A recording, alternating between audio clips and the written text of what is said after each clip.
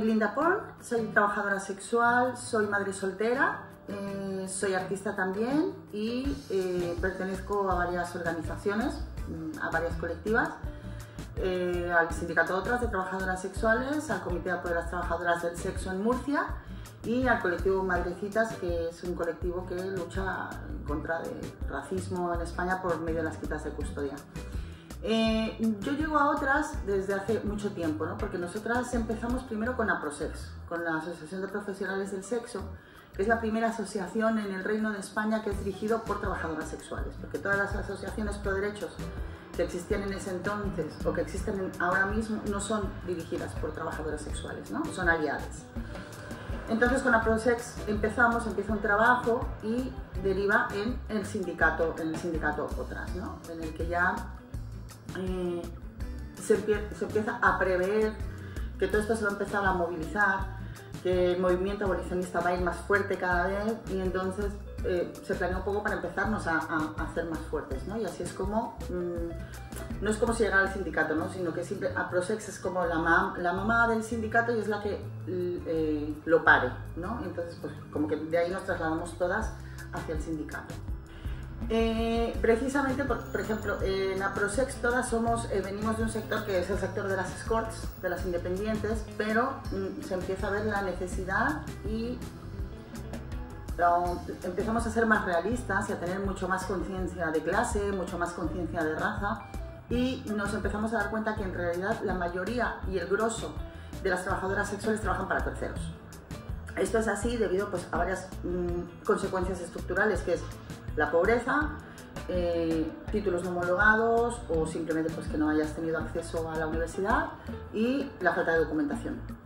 Aquí el problema, o sea, aquí surge esta necesidad, ¿no? De repente empezar a ver qué pasa con nuestras compañeras de los pisos y qué pasa con nuestras compañeras que trabajan para terceros, ¿no? Entonces así nace el sindicato, pues para hacer un frente y negociaciones con la patronal, ¿no? Buenísimo. Y le quería preguntar también cuáles son los mayores logros que han hecho desde que desde que han creado Otras y también unos desafíos que han enfrentado.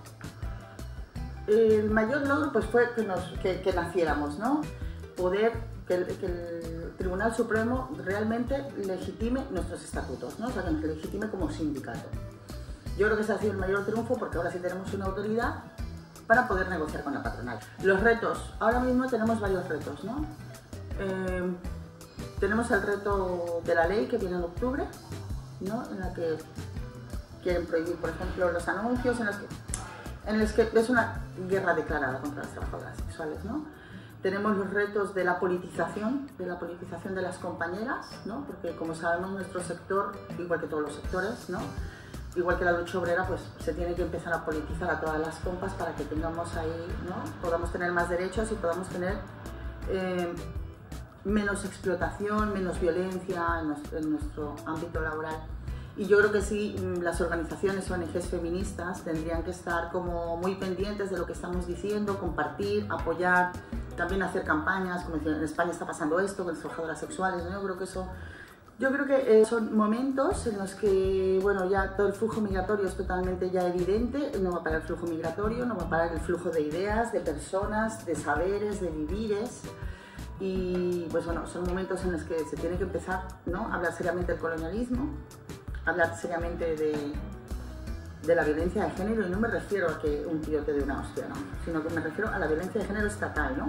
Al sesgo por ganar, o sea, al ser mujeres y ganar menos, a que nuestros hijos los tengamos que mantener nosotras, que el Estado no se haga cargo ni los padres. Se habla de cosas como muy estructurales para nuestra sociedad que nos afecta precisamente a las personas más vulnerabilizadas, no vulnerables, porque vulnerables no somos vulnerabilizados porque tenemos una agencia y tenemos un poder de lucha y de supervivencia. Y me gustaría que empezáramos a hablar de esas cosas, ¿no? De fronteras, de migración, de la feminización de la pobreza, de los sesgos de género, de los niños, de los infantes, de los menores. Me gustaría como, ¿no? O sea, yo creo que son temas que el feminismo, al menos nuestro feminismo interseccional, sí tiene que poner sobre la mesa.